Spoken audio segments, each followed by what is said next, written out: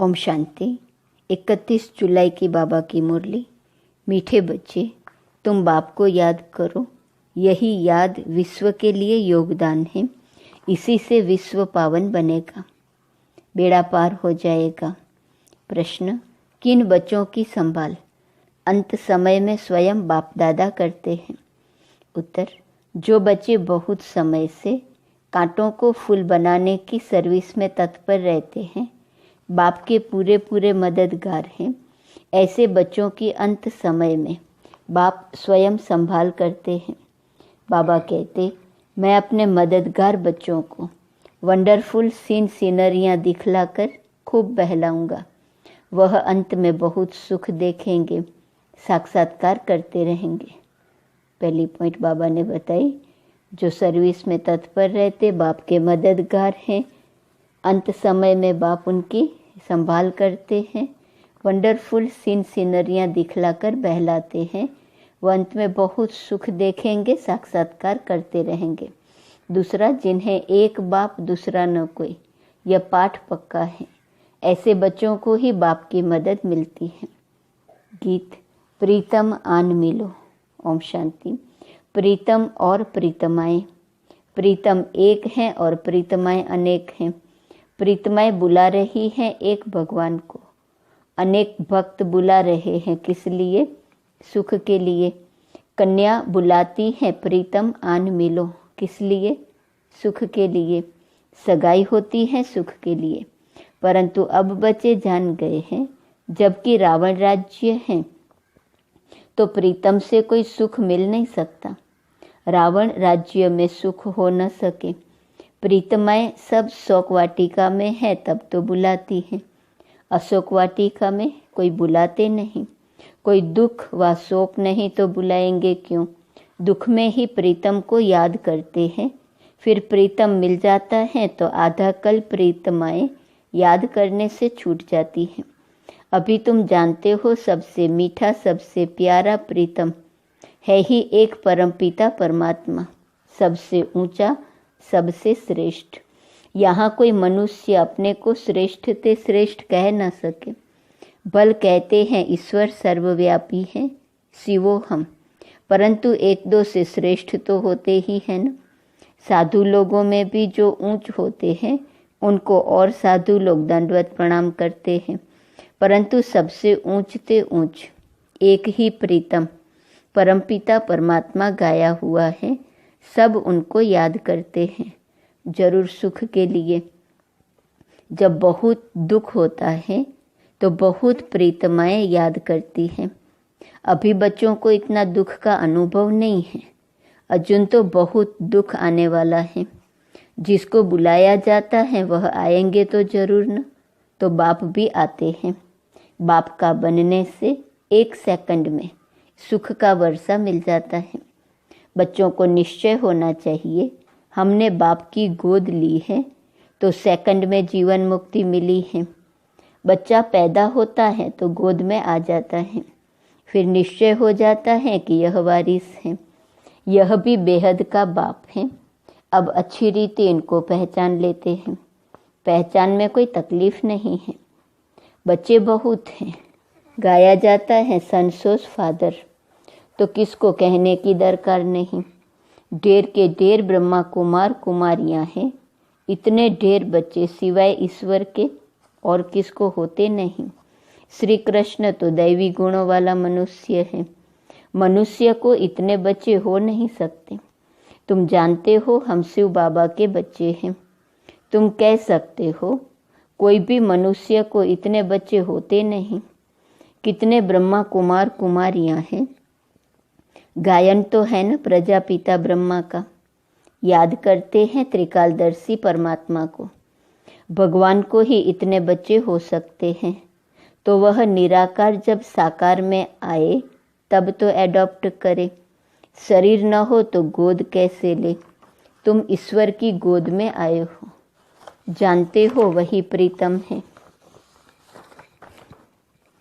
सबसे मीठा सबसे प्यारा है।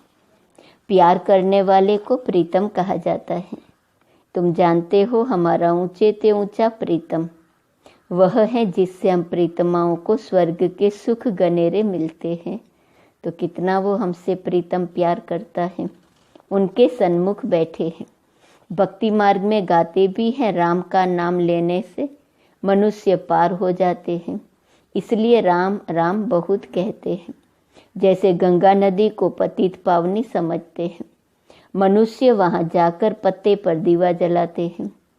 जैसे श्री कृष्ण को पत्ते पर सागर में अंगूठा चूसता हुआ दिखाते हैं, यह फिर दीवा जगाकर पत्ते पर रखते हैं। आत्मा भी दीपक है। मनुष्यों को तो पूरा ज्ञान नहीं है, उन्हों के लिए तो जैसे एक रस्म हो गई है। दीवा जगाकर कहते हैं आत्मा पार हो जाती है। परमपिता परमात्मा को तो खिवैया कहा जाता है, विषय सागर से पार ले जाते हैं। उन्होंने अक्सर सुनकर एक रस्म बना दी है। बाप आत्मा का दीवा जगाते हैं, यह सब निशानियां हैं। आत्मा को ही यह शरीर छोड़ जाना पड़ता है उस पार परम धाम में।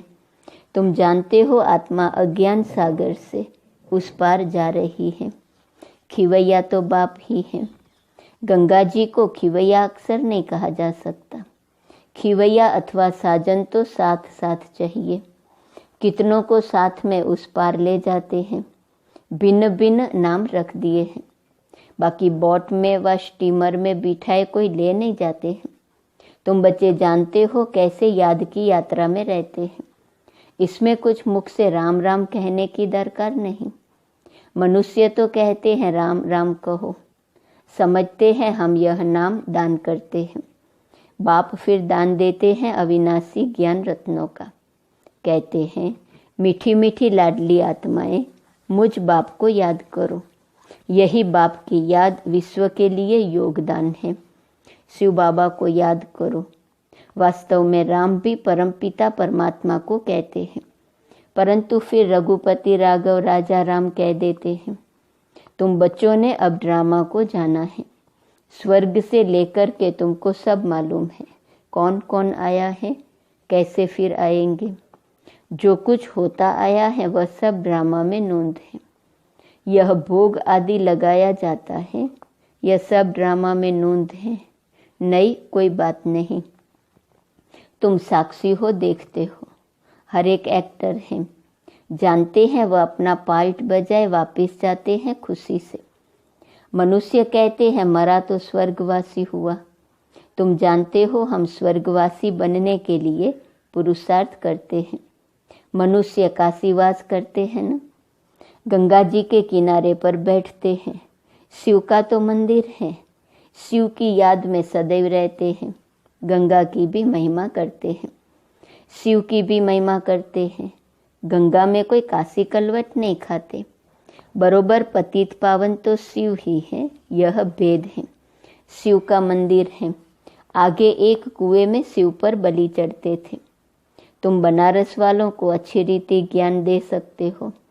बोलो तुम यहाँ बैठे हो, गंगा का कंठा भी है, शिव का मंदिर भी है, फिर तुम शिव पर बलि क्यों चढ़ते हो? शिव पतित पावन है व गंगा। वास्तव में पतित पावन तो शिव ही है। भगवान के पास ही बलि चढ़ते हैं। भगवान पर बलि थोड़े ही चढ़ेंगे, यह तो हो नहीं सकता। ऐसे नहीं हम भी भगवान तुम भी भगवान। भगवान पतित थोड़े ही हो सकता है जो गंगा पर स्नान करने जाते हो। सर्वव्यापी के ज्ञान को तुम जट उड़ा सकते हो। पतित पावन शिव है, यह सिद्ध कर बताना है। बच्चों को पॉइंट दी जाती है समझाने के लिए। काशी में समझाना सबसे सहज और अच्छा है। शिव का मंदिर है तो जरूर कभी आया है। शिव को हमेशा बाबा कहा जाता है। उनको अपना शरीर कभी मिलता नहीं। ऐसे तो शिव नाम बहुतों के हैं। श्री कृष्ण भी लाखों के नाम होंगे, परंतु वह श्री कृष्ण तो सतयुग में था ना। श्री कृष्ण के भक्त श्री कृष्ण की मूर्ति उठाए पूजा करेंगे, मनुष्य की तो नहीं करेंगे। तो सिद्ध होता है श्री कृष्ण सतयुग में होता है। मनुष्यों को पता नहीं है राधे कृष्ण कौन है, उन्होंने कब राजाई की है, यह बाप बैठ समझाते हैं। तुम हो स्वदर्शन चक्रधारी। विष्णु के ऊपर यह स्वदर्शन चक्रधारी नाम कैसे पड़ा, क्या किया, यह तो कोई समझा नहीं सकते हैं। बाप तो निराकार है, विष्णु को इतने हथियार कहाँ से आए कोई जानते नहीं है। हम समझते हैं यह सब ड्रामा में नोंद है। भक्ति मार्ग में भी जिन्होंने चित्र बनवाए हैं वही बनाएंगे। सब बना बनाया खेल है। आधा कल्प भक्ति, आधा कल्प ज्ञान मार्ग चलता है। इन बातों को तुम जानते हो, तुमको ही मजा आता होगा। जो सच्ची सच्ची प्रीतमाएं हैं वह प्रीतम तो झूठा है। झूठी और सच्ची चीज में फर्क तो है ना। झूठा प्रीतम और सच्चा प्रीतम। पत्नी पति को प्यारा कहती है ना। अभी तुम जानते हो हम प्रीतमाओं को कैसा मीठा प्रीतम मिला है। उनको प्रीतम भी कहते हैं तो बाप भी कहते हैं। बाप का भी प्यार होता है। बाप से फिर भी वर्षा मिलता है। प्रीतम से प्रीतमाओं को कोई वर्षा नहीं मिलता। अपने को प्रीतम समझने से भी बच्चा समझने से वर्षे की टेस्ट आती है। शिव को हमेशा बाबा कहते हैं। शिव बाबा को शिवपति कभी नहीं कहेंगे। अभी तुमको कोई शिव का नाम नहीं जपना है, सिर्फ बाबा को याद करो। बच्चे आते हैं तो पूछा जाता है कब ईश्वर के बने। बच्चा जब तक न बने तब तक वर्षा मिल न सके। माता पिता है तो सन्मुख मिलना है। निश्चय किया मिले नहीं और मर गया तो वर्षा नहीं मिल सकता। ऐसे बहुत हैं जो वर्षा नहीं पाते, प्रजा में चले जाते हैं। बाप कहते हैं निश्चय हो गया यह वही माता पिता है तो सन्मुख आना पड़े। फिर सर्विस कर आप समान बनाना है, प्रजा बनानी है और फिर अपना वारिस भी बनाना है। घर बैठे तो नहीं होगा, मेहनत करनी है। इन बातों पर बच्चे विचार सागर मंथन नहीं करते। श्री कृष्ण लीला मशहूर है। लीला तो सतयुग में होती है, यहाँ थोड़े ही हो सकती। यह तो कॉपी करते रहते हैं। स्वर्ग में क्या क्या होगा, कैसे महल होंगे, यह तो बच्चे महसूस कर सकते हैं। वहाँ की तो बात मत पूछो, मुख पानी होता है। बाप सुख ही देते हैं, दुख के लिए बाप का आह्वान थोड़े ही करते हैं। दुनिया में बड़ा दुख है। एक घर में अगर बहू छटेली आ जाती है तो घर को डांवाडोल कर देती है। ऐसे बहुत घर बाबा के देखे हुए हैं। अभी समय बहुत थोड़ा है। बाप के बनो तब बाबा मदद दे। वारिस ही नहीं बनते तो वर्षा देने वाले की मदद कैसे मिले। बाप कहते डरो मत। साहूकार लोग तो डरते हैं। यह बाप तो दाता है। भक्ति मार्ग में भी तुम मेरे अर्थ गरीबों को देते थे, उस अनुसार जन्म मिलता था। अब डायरेक्ट कहता हूँ हमारा बनो तो तुमको राज्य भाग्य दूंगा। शिव बाबा को तो कुछ मकान आदि बनाना नहीं है। तुमसे पूछते हैं जबकि सब खलास हो जाना है तो फिर यह मकान आदि क्यों बनाते हो। अरे तब रहे कहाँ। पिछाड़ी में भी आकर बच्चों को रहना है। तुम पिछाड़ी में बहुत सिनरियाँ देखेंगे, बहुत खुशी में रहेंगे। जितना नज़दीक समय आता जाएगा बाबा द्वारा बहुत साक्षात्कार होते रहेंगे। जो मददगार हो जाएंगे वो पिछाड़ी में बहुत सुख देखेंगे, दुख के समय बहुत सुख देखेंगे। यह वंडरफुल सुख है। पाकिस्तान में भी तुम मौज में बैठे थे।